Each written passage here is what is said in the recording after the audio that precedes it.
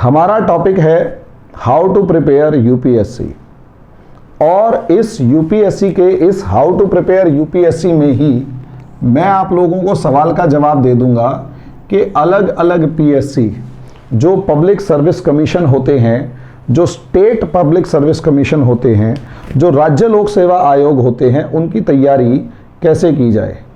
समझे? उनकी तैयारी कैसे की जाए या उनको कैसे आप प्रिपेयर करेंगे। तो एक बात समझ लीजिए, यूपीएससी की तैयारी करते करते ही पीएससी की तैयारी अपने आप हो जाती है। यूपीएससी की जो तैयारी है वो करते करते यूपीएससी के साथ साथ पीएससी की तैयारी भी अपने आप हो जाती है, इतना ध्यान रखें। और दूसरी सबसे बड़ी खास बात आप लोगों के लिए ये है यहाँ पर कि सिलेबस जो है वो सभी का ओवरऑल 80% सिलेबस जो है वो सबका सेम है। ऐसा नहीं है कि एक किसी का ज़्यादा हो किसी का कम हो। और इन सब में सबसे ज़्यादा जो सिलेबस है वो आपके यूपीएससी का है। इन सब में सबसे ज़्यादा सिलेबस यूपीएससी का है और यही एक कारण है कि एक बार यूपीएससी की तैयारी करने के बाद, एक बार यूपीएससी की तैयारी करने के बाद आपको किसी दूसरे एग्जाम की तैयारी के ऊपर टेंशन लेने की ज़रूरत नहीं होती। मैक्सिमम पोर्शन आपका इसी में कवर हो जाता है, लगभग सभी टॉपिक्स इसी में कवर हो जाते हैं। तो आप कहेंगे पीसीएस और यूपीएससी में फ़र्क क्या है? तो सिर्फ और सिर्फ फ़र्क लेवल का है। फ़र्क जो है वो लेवल का है। यूपीएससी थोड़ा ज़्यादा टफ पड़ता है, यूपीएससी थोड़ा ज़्यादा टफ पड़ता है। तो इन सभी एग्ज़ाम्स में सबसे ज़्यादा टफ यूपीएससी है।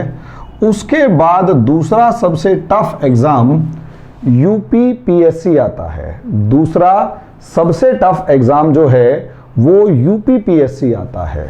और यूपीएससी और यूपीपीएससी के बाद बाकी सारे स्टेट लेवल, चाहे वो एमपीएससी हो, चाहे वो सीजीपीएससी हो, चाहे वो आरएएस हो, चाहे वो हरियाणा पब्लिक सर्विस कमीशन हो, चाहे वो Himachal Pradesh public service commission हो, चाहे वो झारखंड पब्लिक सर्विस कमीशन हो, चाहे वो बिहार पब्लिक सर्विस कमीशन हो, ये लगभग जितने भी स्टेट पब्लिक सर्विस कमीशन हैं इन सब का, चाहे वो उत्तराखंड पब्लिक सर्विस कमीशन हो, इन सभी पब्लिक सर्विस कमीशन का जो लेवल है वो अप्रॉक्सीमेट सेम है।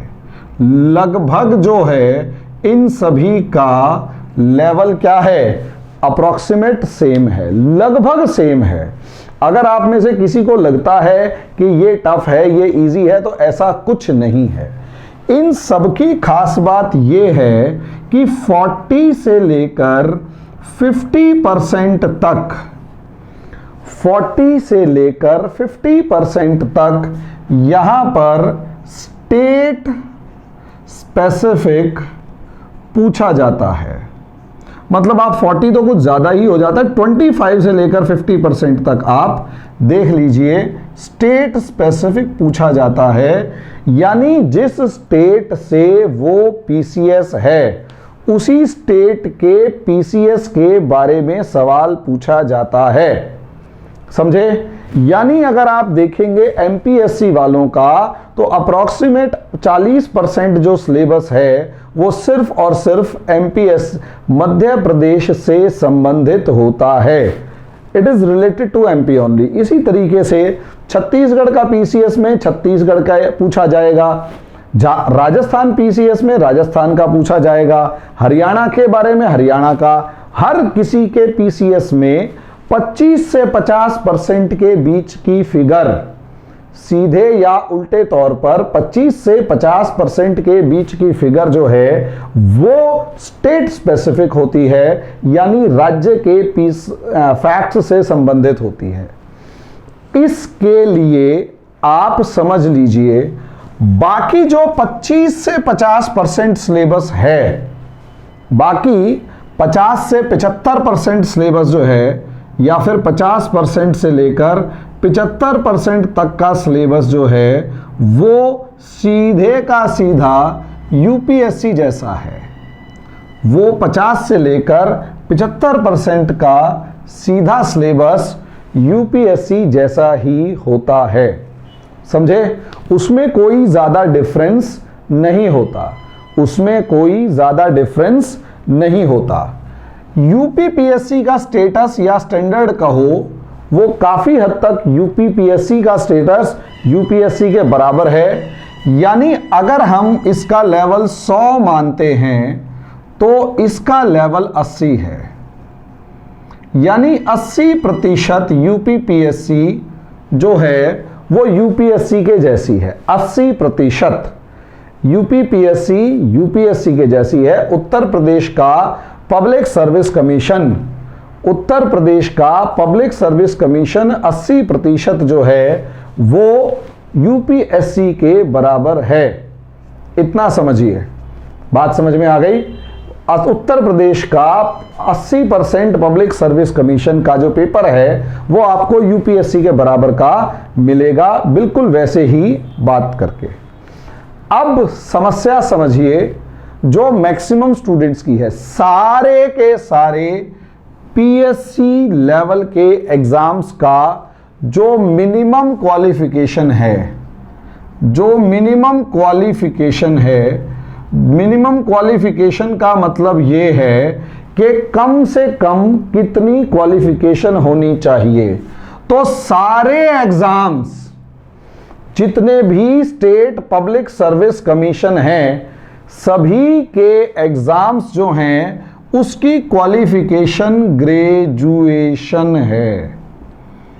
ये समझ लीजिए आपने ग्रेजुएशन कर रखी हो, उससे ऊपर जितना मर्जी जाओ, उससे नीचे नहीं होने चाहिए। आप ग्रेजुएशन में पास होने चाहिए, ये समझ लीजिए। आप ग्रेजुएशन में पास होने चाहिए। परसेंटेज कोई मायने नहीं रखती, परसेंटेज कोई मायने नहीं रखती। अगर आप सभी पेपरों में 40-40 नंबर लेकर पास हो गए हैं और इंटरव्यू के अंदर आप बैठे हुए हैं, तो वहां पर आपसे कोई ये नहीं कहेगा कि आपने ग्रेजुएशन में कम नंबर लाए तो आपको हम आईएएस नहीं बनने देंगे। परसेंटेज कोई मायने नहीं रखती है, समझे।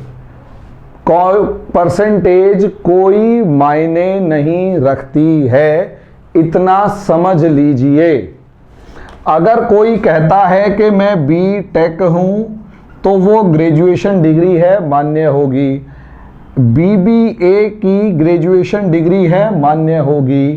बीसीए की ग्रेजुएशन डिग्री है, मान्य होगी। जिसमें वर्ड लग जाए बैचलर, वो सभी डिग्रियां मायने रखती हैं, वो सभी डिग्रियां मान्य हैं। परसेंटेज कोई मायने नहीं रखती, आपको पास होना जरूरी है, आपको पास होना जरूरी है। और सबसे बड़ी बात, कई बार बच्चों का क्वेश्चन आता है कि सर सब्जेक्ट कौन से लें। देखो मेन बात ये है, आपको ग्रेजुएशन चाहिए, समझे।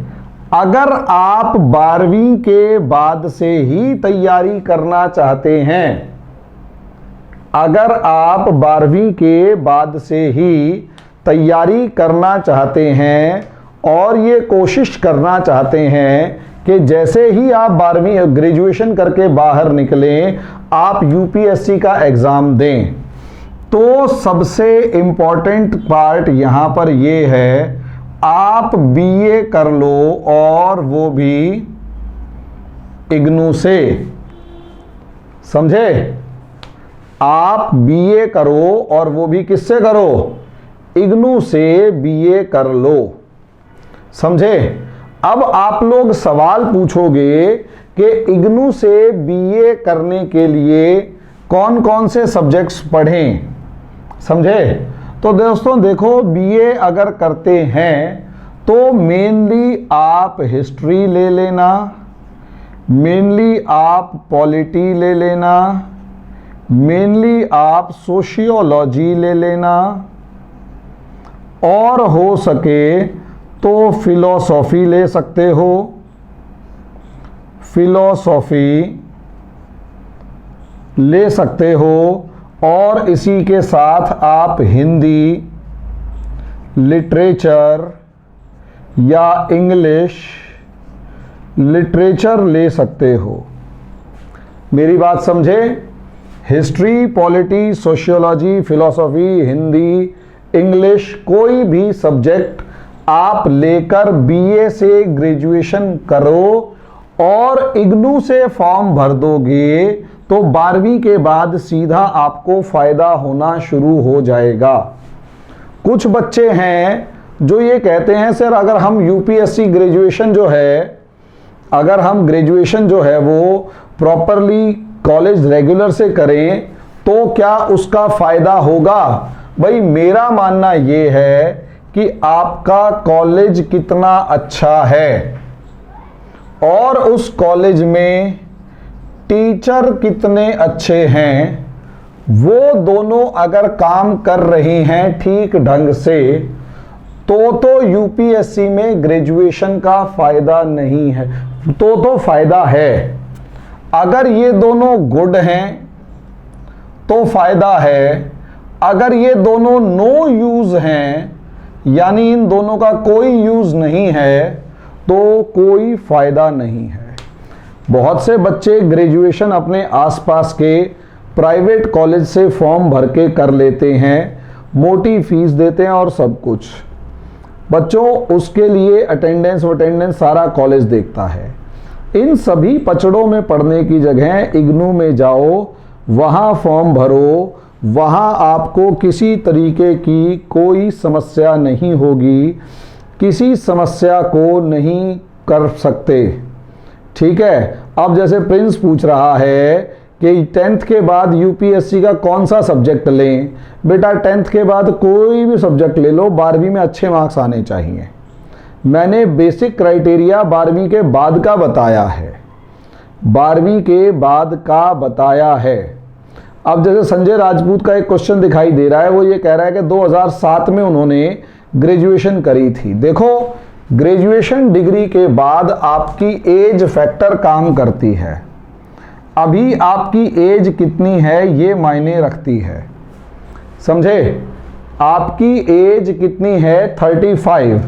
अगर आपकी एज 35 है तो आप यूपीएससी तो भूल जाएं, लेकिन आप स्टेट पीएससी दे सकते हैं, क्योंकि इसकी उम्र जनरल के लिए 40 साल और रिजर्व्ड कैटेगरी के लिए 42 से 45 साल है, समझे? स्टेट पीसीएस में दे सकते हैं। अभी बाकी क्वेश्चन बाद में। ये आप ग्रेजुएशन कर लीजिए अगर आप 12वीं से निकलते ही यूपीएससी देना चाहते हैं। अगर आपको लगता है कि 12वीं के जस्ट बाद यूपीएससी अगर दे रहे हैं और हमारे को क्या नाम है एग्जाम में क्रैक हो जाना चाहिए या हमें एग्जाम क्रैक कर जाएं, तो ऑब्वियस सी बात है बीए भरो, इग्नू से भरो, सस्ते में बढ़िया जुगाड़ हो जाएगा। क्योंकि आप ये देखिए एग्जाम के अंदर, एग्जाम के लिए सिर्फ और सिर्फ ग्रेजुएशन की डिग्री देखी जाती है। एग्जाम की डिग्री देखी जाती है, सिर्फ और सिर्फ एग्जाम की डिग्री देखी जाती है, इसके अलावा कोई मायने नहीं रखता। यूपीएससी के लिए BA, BCom, BSc, MA, MCom, MSc, BTech, doctor सब बराबर है। उन यूपीएससी के लिए सब कौन है? ग्रेजुएट, समझे? ये हो गया आपका मिनिमम क्वालिफिकेशन और एज का फैक्टर। देखो जितने पीएससी हैं वो 40, 42, 45 की एज लिए हुए हैं, तो जो स्टूडेंट देख रहा है वो ये देख ले कि क्या नाम है, एज फैक्टर या एज लिमिट कितनी है। समझे?